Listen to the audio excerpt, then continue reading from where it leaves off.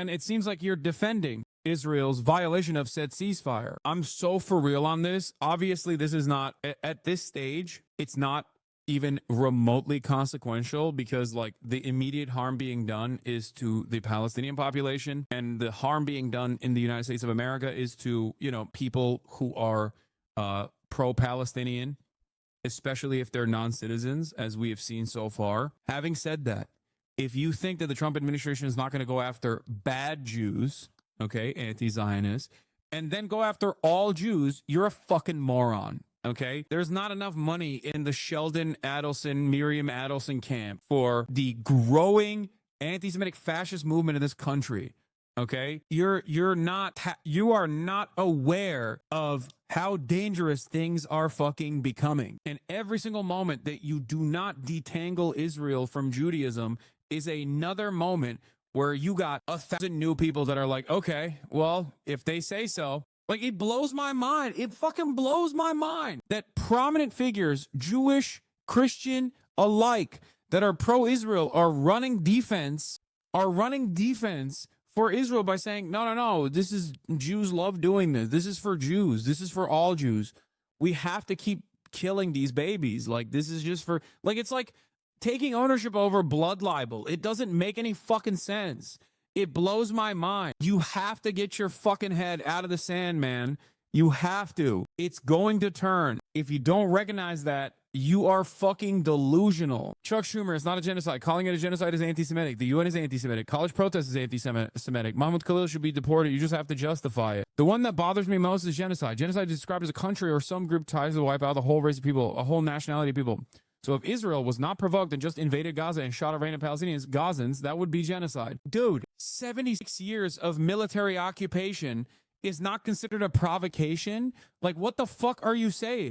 Israel has done October 7 tenfold since its inception. Israel quite literally did October 7 tenfold during the Nakba. What the fuck are you saying? You don't need to be a historian to understand that. Most normal people even look at post-October 7 and Israel's retaliation and go, yeah, that's fucking crazy. Where does it benefit him lying about this, assuming he knows exactly what he's doing? What do you mean? He believes it. Chuck Schumer is a fucking pro-Israel congressperson. He is like unimaginably pro-Israel. That's it. That's literally it. He like truly thinks that these Arab dogs deserve to be fucking ritualistically humiliated and systematically oppressed by an apartheid regime. That's it. It's denial. That's purely it. A lifetime of social conditioning and real fucking hatred against Arabs and Muslims in general. That's not what happened. In fact, the opposite happened. And Hamas is much closer to genocidal than Israel. No, the fuck it's not. No, the fuck it's not. Hamas, okay, by pure numbers, I'm going to repeat this one more time because I've talked about this quite a bit for liberals to understand. Hamas, by pure numbers of targeting civilians versus enemy combatants, is not even on the same fucking playing field as the Israeli occupying force. Okay? They're not. It's like a humanitarian aid organization in comparison to what Israel has done. Just in this iteration alone. This is before factoring in 76 years apartheid. What the fuck are you saying? If you have a real humanitarian perspective, if you're a real pacifist, okay, and you say it is completely unacceptable to target civilians, no matter what, then you have to be advocating for what you are advocating for Hamas tenfold against Israel. But you're not, because you don't care about humans across the board. You care about certain humans. That's it. Only some people are real people in the eyes of those who defend Israel. That's the difference. That's the fucking difference. And having said that, that is if Hamas and Israel were operating on the same playing field of morality. They're not. One is a militant resistance group that is born out of being fucking orphaned by the apartheid settler colony. What the fuck are we saying? What are we talking about even? They're not even on the same playing field. There would be no Hamas if Israel was not fucking brutalizing Palestinians every single day. On a good day, it is an apartheid. Apartheid needs constant militarization, constant violence to uphold an apartheid. That's how you do it. There's no other way to do it. You can't just like do a tickle party and maintain an apartheid. It doesn't work that way. And I told Netanyahu, I said to him what I thought. You got to reduce the number of casualties and make sure aid gets in and stuff like that. Yeah, you don't give a fuck about that, obviously. Here's the difficulty. Hamas is a different way of waging war, using innocent Gazans as human. Still, they put rockets in hospitals. They put their military supplies in schools. What is a country supposed to do when rockets are being fired from a school? Yeah, blow up the school, of course. Duh. So Israel's been in a much more difficult position because of what Hamas did. And it's not that Israel is above criticism. Of course it's not above criticism. Yeah, it seems like you think Israel's above criticism. Dumb. Okay. But Hamas, I'm sorry. It matters so much to me. I feel so deeply about it. No one blames Hamas. I mean, the news reports every day for a while show Palestinians being hurt and killed. I see the pictures of a little Palestinian boy without a leg, or one that sticks in my head. There's this little girl, like 11, 12, crying because her parents were both killed. I ache for that. No, you don't. No, you don't. But on the news, they never mention that Hamas used the Palestinian people as human shield. First of all, they do. Okay? It's a fucking lie, and the monsters in mainstream media still do it. Okay? It's our bombs that you gladly fucking send over to Israel, knowing full well that it's going to laser a child that actually kills that child's family. You're a fucking God. I do, to a certain degree, respect when people who are pro-Israel at least try to handle the matter in an honest fashion. I appreciate and welcome people like Chuck Schumer and people like John Fetterman, at the very least, being honest about their fucking brutality.